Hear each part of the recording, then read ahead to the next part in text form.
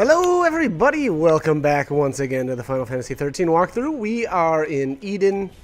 I forget the name of this actual, like specifically where we're at. Anyways, we're gonna do I'm gonna grab a couple of the treasure spheres here, or maybe one of them. I don't know how many there actually are in this area, but then we're gonna come back out and kill this, what is this, adamantoids or something like that.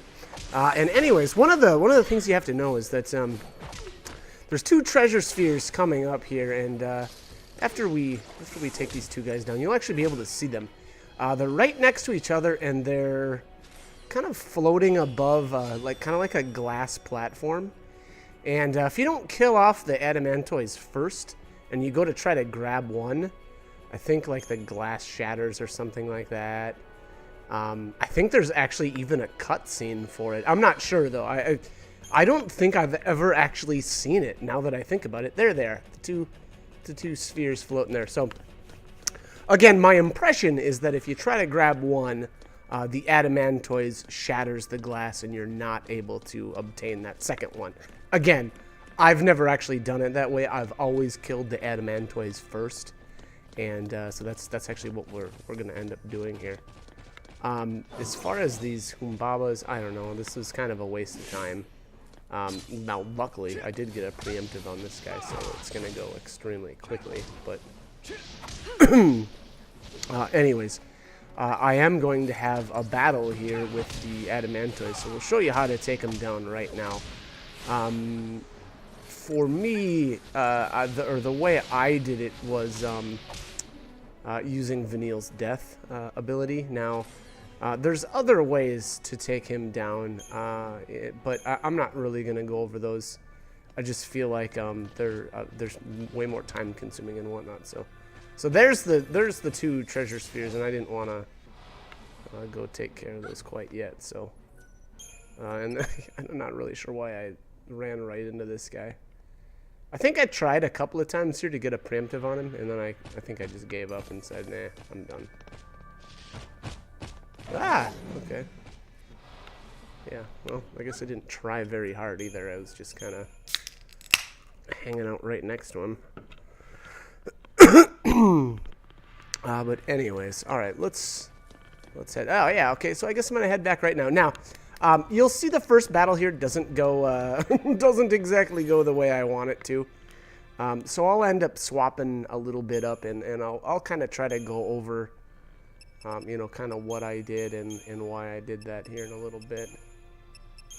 I think I used, this is still not gonna go the way I want. So, okay, basically Vanille has to be your leader, obviously, because that's the only way you'll get to use her death ability.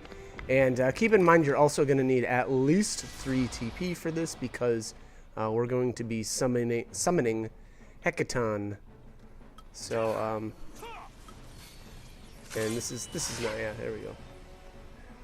Now I do quite a bit of quite a few tweaks here also to try to make this go smoother, and you'll see that in a little bit. Now, like I said, this first attempt does not go well. I just didn't get lucky, because really that's all this comes down to, is having luck with landing death. Now, the good thing, or the reason for summoning Hecaton, is that he wipes out the legs. And actually what you want to do here is you actually want to land debuffs on him first. So here I'm not doing this in a very good way. You can land, especially with Vanille right now, you can land Deprotect, Pre-Shell, and Imperil on the adamantoids. And that's actually going to up the percentage that death will work. Because otherwise, every time I use death right now, it's only got a 1% chance of working. So again, now, if you're crazy lucky, or you're extremely lucky, it'll work. But you know, I don't think that this is the best way to do it without the debuffs. That is. Now, you'll see hopefully the second time around here, or the second attempt, I'll actually make use of those debuffs. But there's some other interesting things that go along with this as well. For one thing, this team is not very good. I don't have haste with either snow or lightning. There's so that can actually help with you know, getting him taken down. Now, obviously, now here we're finally able to stack a ton of debuffs on because I've got Snow and Lightning debuffing. But you know, you'll see the kind of the way I go about my skill over and whatnot in the next battle.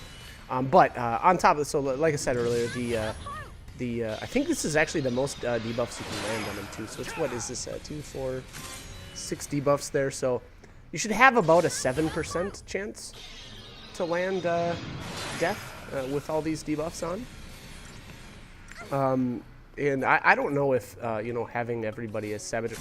My impression with the way saboteurs work is it increases the chance that you can land debuffs, but you know, that's only gonna affect those first 3, and I don't think death is actually considered a debuff. So again, I think the only thing that actually affects whether or not death is going to work is you know, the current debuffs that are on. And there I get stomped out. Is it really over? And I think that's just because Vanille doesn't have enough HP right now to take you know, a single stomp without like a protect or something on her. So here we'll retry this. I'll show you a better way to take this down, as well as hopefully a little bit of equipment now. Unfortunately, we've only got 3 equipment slots right now on Vanille, just because of the point we are in the game. Later on, you know, if you come back here, and you can later on, or after basically you've completed the game, it's a little easier to farm just because you've got another accessory slot. Your stats are much higher, and then on top of that, your roll levels are higher as well. And that actually does affect things. Obviously, not like you know, the Saboteur just landing those debuffs in the first place is going to be, you know, helped out by your roll level. Now, the paradigm I actually recommend here is starting out with Vanille as a Saboteur, Saz as the buffer and or synergist, and then Fang as the Saboteur. I think that one's called Bully. Reason being, I like to try to get haste on Vanille first. The reason being, again, now right now I just can't take I can't take a stomp unprotected. So you see there, it's doing about 7,500 damage. But having Saz as a synergist right away, and then removing the sprint shoes from Vanille, makes him cast haste on Vanille, and then it won't run out while you're summoning. Because otherwise, the problem with the sprint shoes is the haste times out. So that's why I kind of like to do it that way. But you don't need to, that's for sure. But, you know, again, like I said earlier, land these debuffs. Looks like I've got D-Shell, D-Protect on now, and then hopefully I get Imperial to land. Imperials. Yep, there we go. All right. And no, not Fog. Fog won't land. All right, so here, yeah, and I don't know what I'm doing here. I know there we go. Now we're starting the death game. So there you go. There you have haste. Finally, haste ran out, and I just got lucky, and it landed on the first try. So that's how you do it. That's how you take him down. Now I got a platinum ingot this time. He will rarely give you a trapezohedron, and that is the item that you need to upgrade the level. What are they? The tier 2 weapons to tier 3s. I think that's right. And then there's actually a way to, if you upgrade certain ones, you can dismantle them for multiple trapezohedrons. I don't really like that method, just because it does take so much cash to upgrade those weapons. But there you go. So those are the 2 treasure spheres that I was talking about earlier. Obviously, I was able to grab those without, you know, losing them or losing either of them, because we took down the Adamantoise first. So that's, you know, essentially that's how you do it. What am I doing here? Oh, there we go. It's diversity. So here I'm just trying to get my paradigms back to the way they were. I'm gonna, you know, go back with the team I was using before, and then we'll just kind of continue on. But I'll probably do a little bit of a farming guide right here afterwards. Maybe not though. Maybe I'll hold off on that because, you know, things change. I would say substantially from from if you want to farm now, as opposed to if you want to farm at the end of the game or after you've completed the game. So, you know, I don't know. I guess we'll see how I feel after this video. But now is an okay time. It's an okay time to farm. I really don't feel like it's the best though. Just because we're so close to the end of the game that you almost may as well beat it. You know, and then kind of come back and I don't know, kind of do it that way. Now, you know, not everybody's gonna feel the same way about me, and there's nothing wrong with it. I can completely see why you would want to farm right now. I mean, to be honest, that's if you do it now, well, you're gonna be you know, even more powerful for the final stretch of the game. So I can definitely see that argument. But now, like I said, I think being that I'm so comfortable with the game, for one thing, and then, you know, kind of just how I guess I foresaw the end of the game coming up, I was just like, I'll just hold off. And I think maybe because I actually have farmed this area at this time, you know, in previous playthroughs, and you know, I kind of just wanted to to not do that and kind of keep going with the walkthrough. So, anyways, that's like I said, that's probably what I'll do. I'll continue on, and then maybe I'll do again, I'm not sure if I'll do the guide here or if I'll do the guide later. To be honest, there's not going to be much more to it. You know, that's the method right there that I use to take down the Adamantoids, and I feel like it works really well. Alright, what do we have back here? Hellish Talons. Okay. So some organic compounds or organic materials, however you want to say it. And then we've got a bunch more Sanctum soldiers back here now. To go kind of along with the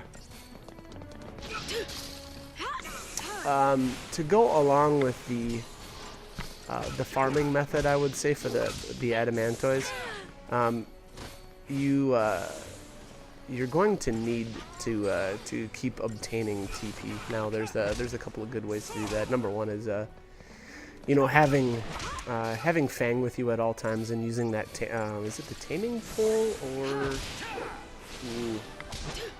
Oh, let me check. It's the one with the TP charge, or stagger TP charge. Punisher, it looks like. Okay. Yeah, Punisher. And then actually the upgrade. Obviously, the upgraded version is even better because it's like stagger TP charge 2. So, you know, that's just going to give you even more. And there's a couple of accessories that kind of go along with that. There's for sure one of these. I don't remember if it's I want to say it's like the energy sash, but it's every time you kill an enemy, it charges your TP. So again, there's a lot of really cool stuff that you can do to help make that farming process easier. And again, I'll put those things in the guide when I actually make it.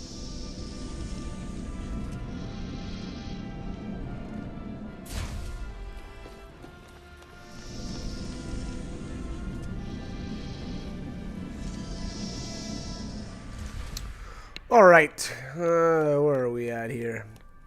I actually don't know what this place is called. It's another one of those opportunities though where you can kind of run up next to people and listen to what they're saying. I don't know that it, you know, it's not going to be any I wouldn't say there's any major plot points here, but you know, more of an ambience, I suppose. Missile tenon? I don't know what this weapon is. I don't remember what it does. It's obviously it's a weapon though for Vanille. I guess let's have a look. See here, missile, ally KO, power surge. Okay, so if one of your allies gets knocked out, she gets a power boost or something like that. Now, I don't know. That's okay, but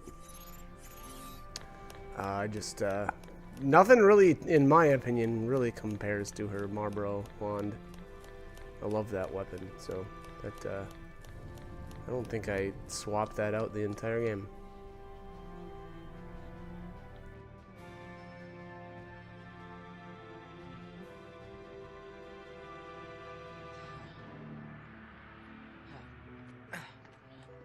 So this is the heart of Cocoon. It's incredible. Whoa. That's where Eden sits, controlling all of the other Cocoon fal'Cie. It's also where we'll find Orphan, the battery that keeps Eden running. Good to know. So what's the plan? Your usual plan. Charge in through the front door, what else? Right, the front. Hey, where are you going? What is wrong?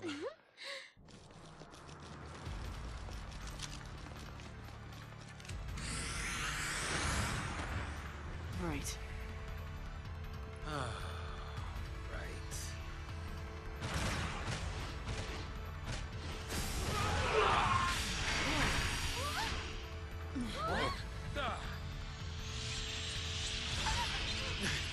I hope that's our backup. Well, if it is, I don't think our backup is happy to see us. Alrighty. Right up in front of us here, we've got a... Is this a Juggernaut or a Dreadnought? It's a Juggernaut, yeah. And then the Tyrant's obviously behind us. I don't know that I'm going to bother with the Tyrant. We'll see. We'll see. I don't remember if there's if he's like guarding a treasure sphere or not. So that would be the only reason I would say, I would want to take him down. But I guess we'll find out. Here, as with the rest of the Juggernauts, I think it's usually a good idea to buff up first. These guys can be, fairly nasty. There you have it. Or extremely nasty. And then here I'm just gonna swap to diversity for a little bit while I get healed back up. Otherwise, I'd really like to get into like a smart bomb or something with a saboteur to get these get some debuffs on this guy. And we're looking fairly healthy, so there we go. Swap to the smart bomb now. And speaking of the Marlboro wand, put that bad boy to use, having Vanille as the saboteur there. There we go. That looks good. I think those are the 4 debuffs that you can land on these Juggernauts. I was gonna call it a jug, but it almost seems inappropriate. Because my channel is all about being appropriate at all times. Or not. All right. Anyways. All right, so this thing, and this is such bad timing too. I think he gets a steam clean off. Yep, there it is. And so now we're about to stagger him, and that is just not a great time to have him be able to remove all of his debuffs. So there we go. Actually, that ended up being okay though. We got all the debuffs right back on him almost right away. So that actually ended up being less of an issue than I expected it was going to. Yeah, so this will actually turn out fairly well still. There you have it. So that's it. That's that. Wow, that still ended up being a really poor battle rating though. I suppose it's probably because I buffed up a little bit too much at the start. If there's such a thing. Alright, so what are we doing here? Okay. I'm not really sure what I'm considering doing here. Oh, I might be... Okay, so being that we're going to be fighting so many humanoid enemies, this may be why I decided to go with why I decided to re-equip the catalogs. I'm thinking that's what I decided to do here. Yeah. So I'm betting Snow gets one of them, and I'm going to take a stab and say Vanille will get the second one. Yep. All right. That's the plan. And unfortunately, with the way I have Lightning's equipment set up, I really didn't want to equip anything on her. She's got that, ATB rate increase as well as the random instant chain, and I really wanted to keep that on her just because I felt like, that really synergizes well with, her Ravager role, I guess. So again, that's kind of why stuck with this this equipment setup. So the one thing I did make sure to keep though is haste on everybody. Now, you know, whether or not this is actually worth it, you know, equipping those catalogs instead of having bravery on Snow and faith on Daniil, well, you know, that's anybody's guess. But you know, unfortunately for the time being, we've only got those 3 accessory slots, so we kind of have to make do with you know, what we've got for now. And that, I don't know, that battle ended up being, you know, turning out okay. Obviously, I do really like the buffs, but I really wanted to try to get some cash while I could. And for the time being, and actually, yeah, I don't know, it's a hard argument to make. I guess I would say that, you know, I guess the counter argument would be, you know, again, what I actually kind of brought up earlier is that we're so close to the end of the game anyway that, you know, maybe just trying to get through this. Oh my gosh, their Snow went down. That's these Inquisitrix. There's 3 of them right now. And yeah, they're just so nasty. They gang up on one character, and it, you know, it doesn't take them long to get them down. And so that's my answer to them. Run away. But anyways, yeah. So like I was saying, you know, you can argue that we're so close to the end of the game that you may as well kind of just not worry so much about the drops and stuff, and just try to kind of get to the end. And then, you know, once you've actually completed the game, then, you know, if you want to farm up and get, you know, power up some crazy items and stuff and work on the marks after, you know, you can do that. And I think that's a legitimate way to go about it, just because at that point, you know, once you unlock the final stage of the Crysarium, that's when you can get the 4th accessory slots for everybody. And you know, that ends up being a huge power swing then. You know, obviously that's always, more accessories is always you know, an extreme, I don't know if I want to say upgrade, but I guess I'd say power swing in your favor. And then on top of that, you know, you get more roll level crystals and whatnot. So lots to be said for that. Now,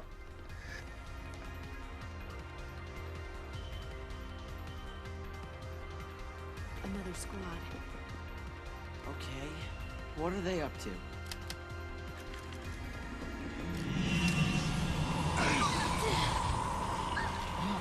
See? All of them? Just like that? A friendly reminder we're running on borrowed time. all right, we are coming up on the end of this video here. So I'm actually gonna just save and then call it a day. So hope this guide was helpful though, and hope you join me for more. All right, thanks for watching.